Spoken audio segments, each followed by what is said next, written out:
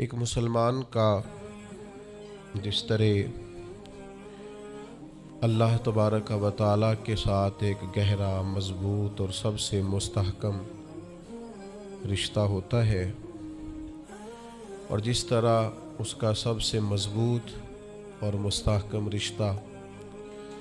نبی کریم صلی اللہ تعالیٰ علیہ وسلم کی عالی مرتبت بارگاہ کے ساتھ ہوتا ہے، ان مضبوط رشتوں کے ساتھ ساتھ پھر انسان کے تعلقات معاشرے کے ساتھ ہوتے ہیں، کنبے کے ساتھ ہوتے ہیں، پڑوسیوں کے ساتھ ہوتے ہیں، دوستوں کے ساتھ ہوتے ہیں، استاد شاگرد کا آپس میں رشتہ ہے، پیر مرید کا آپس میں رشتہ ہے، بھائی کا بھائی سے تعلق ہے۔ ان سارے رشتوں کے ساتھ ساتھ انسان کا ایک رشتہ اپنے آپ کے ساتھ بھی ہوتا ہے۔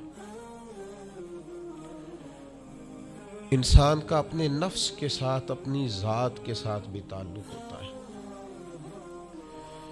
نبی کریم صلی اللہ تعالیٰ علیہ وسلم نے ایک لفظ کہہ کے نا کہ تم پر تمہاری ذات کا بھی حق ہے، تم پر تمہارے نفس کا بھی حق ہے،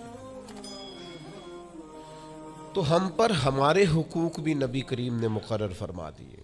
جناب عبداللہ ابن عمر خود فرماتے ہیں کہ سرکار نے مجھ سے پوچھا کہ عبداللہ یہ بات ٹھیک ہے کہ تم ہر روز ہی نفلی روزہ رکھتے ہو اور ہر رات ہی نفلی عبادت کرتے ہو؟ تو میں نے عرض کیا یا رسول اللہ صلی اللہ تعالیٰ علیہ وسلم ایسا ہی ہے۔ اللہ کے پیارے حبیب علیہ الصلوۃ والسلام نے فرمایا ایسا نہ کرو۔ وہ نفلی روزہ رکھتے تھے، ہر روز ہر رات نفلی عبادت کرتے تھے، تو محبوب نے ان سے تصدیق کرانے کے بعد فرمایا ایسا نہ کرو، کبھی روزہ رکھا کرو، کبھی افطار کیا کرو، اور فرمایا کبھی نماز پڑھا کرو، کبھی سو جایا کرو۔ کیوں؟ اس لیے کہ حضور فرمانے لگے تمہارے جسم کا بھی تم پر حق ہے، تمہاری آنکھ کا بھی تم پر حق ہے کہ اسے نیند آتی ہے، تمہاری بیوی کا بھی تم پر حق ہے، اور فرمایا تم سے جو ملاقات کرنے کے لیے آتا ہے اس کا بھی تم پر حق ہے۔ تو یہ لفظ کہہ کے کہ تمہارے اپنے اوپر بھی حقوق ہیں، تمہاری ذات کے بھی تم پر حق ہیں۔ بعض لوگ تصوف اور طریقت کے نام پر بہت مشکل باتیں کرتے ہیں اور بہت مشکل باتیں سناتے ہیں، اور بعض لوگ پھر ان باتوں کا بڑا سخت اور مشکل معنی بھی لیتے ہیں کہ بڑی شدید جد و جہد کرنی چاہیے، ہمیشہ راستہ وہی اختیار کرنا چاہیے جو مشقت والا ہو، ہمیشہ وہی کام کرنے چاہیے جن کے اندر زیادہ دشواری ہو۔ ٹھیک ہے، بعض اوقات مشقت والے کام، مجاہدے والے کام انسان کی نفس کی تربیت کے لیے بڑے اچھے ہوتے ہیں، لیکن ایسی مشقتیں، ایسے مجاہدے جو انسان کو اتنا کمزور کر دیں کہ وہ ضرورت کے جو حقوق ہے وہ بھی پورے کرنے کے قابل نہ رہے، اس کی صحت پر ہی اثر انداز ہو جائے، وہ آنے جانے والوں سے ملنے کے قابل ہی نہ رہے، وہ دیگر اس کے ذمے جو اس کے خاندان کے قبیلے کے بال بچوں کے حقوق ہیں وہ ادا ہی نہ کر سکے، تو اسلام اس کی بھی اجازت نہیں دیتا۔ خود ساختہ تصوف اور خود ساختہ طریقت کا جو مفہوم لوگوں نے بنا لیا ہے وہ مفہوم بھی درست نہیں ہے۔ ہمارے بزرگ تھے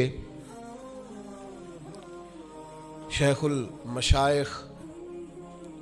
اور استاذ الاساتذہ حضرت شیخ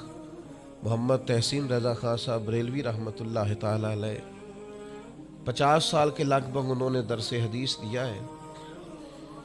تو میں ان پر ایک مضمون لکھ رہا تھا، میں نے ان سے عرض کی حضور آپ تہجد پڑھتے ہیں؟ فرمانے لگے نہیں،